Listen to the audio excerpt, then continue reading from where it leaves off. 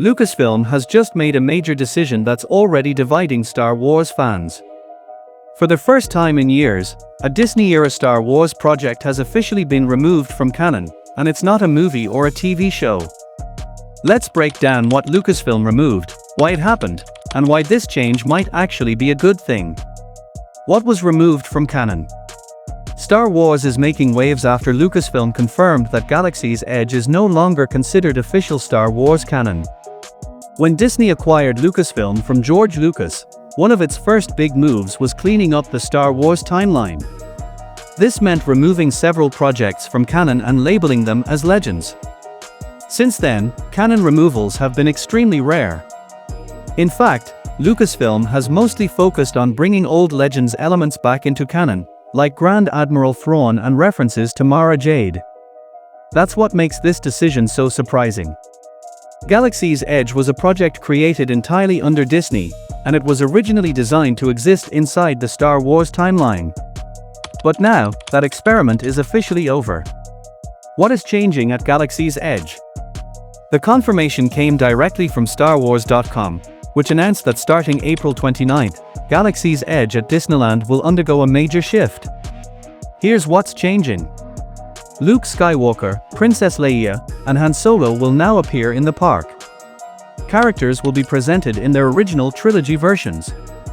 Classic John Williams Star Wars music will play at Ogre's Cantina. New original trilogy-themed merchandise will be sold. This is a complete reversal of Galaxy's Edge's original concept.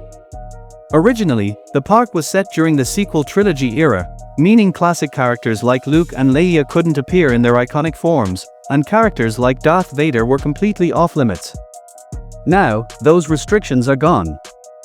When Galaxy's Edge launched, Disney wanted to create a fully immersive experience, a theme park that felt like stepping directly into the Star Wars timeline. The land was treated as a canon location, existing alongside the sequel films. While the idea was ambitious, it also created major limitations. Fans expecting a celebration of the entire Star Wars saga instead received a very specific era, one that didn't appeal to everyone. Why this canon change is actually a good idea. At first glance, this might feel like Disney admitting defeat.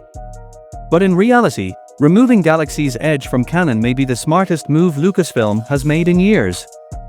By tying the park to one specific era, Disney limited what fans could experience.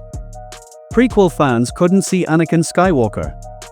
Original trilogy fans couldn't meet young Han Solo. Everything revolved around the sequels. Star Wars means different things to different fans. Other Disney parks thrive because they celebrate all eras of their franchises. Galaxy's Edge couldn't do that while being canon. Now, it finally can. What this means for the future? With Galaxy's Edge no longer bound by canon, Disney can celebrate every era of Star Wars. Fans can experience the franchise they personally love. Lucasfilm gains more creative freedom. This change allows Galaxy's Edge to become a true Star Wars celebration, rather than a fixed point in the timeline. The new rollout begins on April 29th and has been confirmed as permanent, though for now it appears to be exclusive to Disneyland, with no confirmation for Disney World in Florida. So while some fans may be upset by the loss of Galaxy's Edge as canon, this shift could finally allow the park, and Star Wars itself, to reach its full potential. What do you think? Is removing Galaxy's Edge from canon the right move?